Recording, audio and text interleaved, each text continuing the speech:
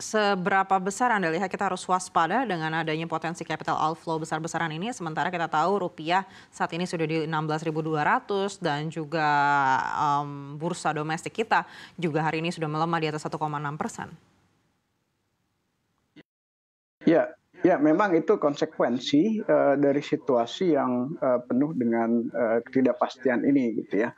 Dan ini tentu akan sangat tergantung nanti kepada respons kebijakan ya dari Bank Indonesia dan juga pemerintah. Bank Indonesia terutama juga dalam menjaga stabilitas kurs ya, misalkan dalam melakukan intervensi di pasar gitu ya untuk menahan supaya nilai rupiah tidak terlalu terdepresiasi dan merugikan ekonomi secara keseluruhan.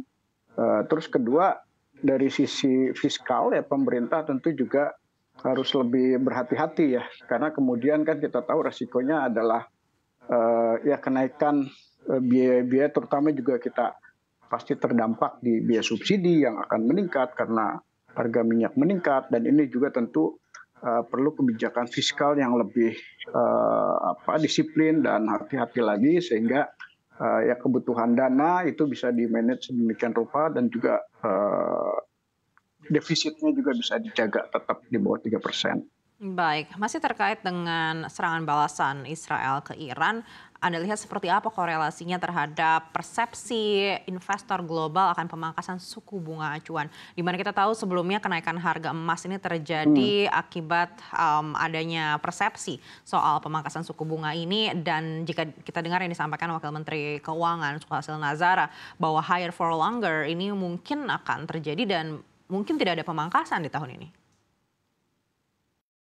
Iya, betul.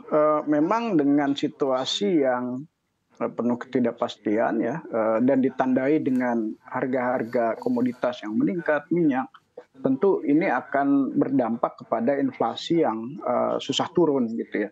Dan ini juga pastinya akan membuat bank sentral semakin sulit untuk menurunkan suku bunga. Di persepsi investor pun sudah menunjukkan bahwa memang pemikiran higher for longer, yaitu higher untuk suku bunga dalam periode yang lebih lama ini akan sangat mungkin gitu.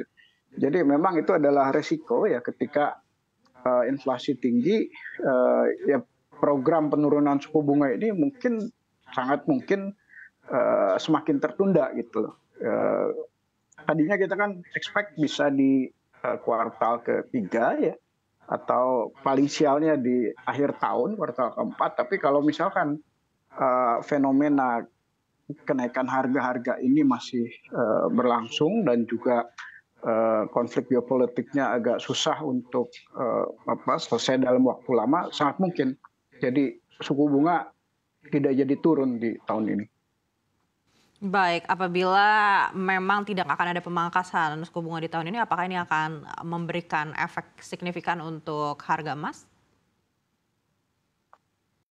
Nah, harga emas dengan demikian kemungkinan masih akan relatif tinggi ya, karena dengan suku bunga yang belum turun, artinya juga ekonomi akan bergerak relatif lambat ya. Ditambah lagi itu kan ada konflik geopolitik, kepastian yang masih relatif tinggi. Jadi harga emas bisa dipastikan masih akan tinggi ya. Didorong oleh selain tadi konflik geopolitik, ketidakpastian, dan juga ekonomi yang melemah gitu ya. Jadi ada ketidakpastian double ya dari sisi politik dan juga dari pertumbuhan ekonomi. Baik, proyeksi Anda harga emas global di akhir tahun akan ditutup di level berapa? Ya, ini memang akan sangat tergantung ya dengan situasi geopolitik. Tapi saya pikir untuk konflik ini dengan skenario yang relatif konfliknya tidak membesar tapi juga tidak selesai gitu ya.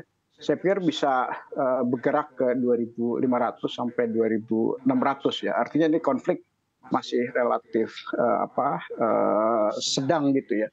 Tapi kalau emang udah sangat membesar ya itu bisa ke 2.800-an ya. Artinya juga yang melibatkan banyak negara di Timur Tengah, dan juga itu kan implikasinya juga tentu pertumbuhan ekonomi akan turun jauh ya untuk bisa yang kemudian berdampak terhadap harga emas yang relatif tinggi. Namun kalau misalkan Iran ya tidak melakukan serangan balasan lagi atau kemudian hanya ya taruhlah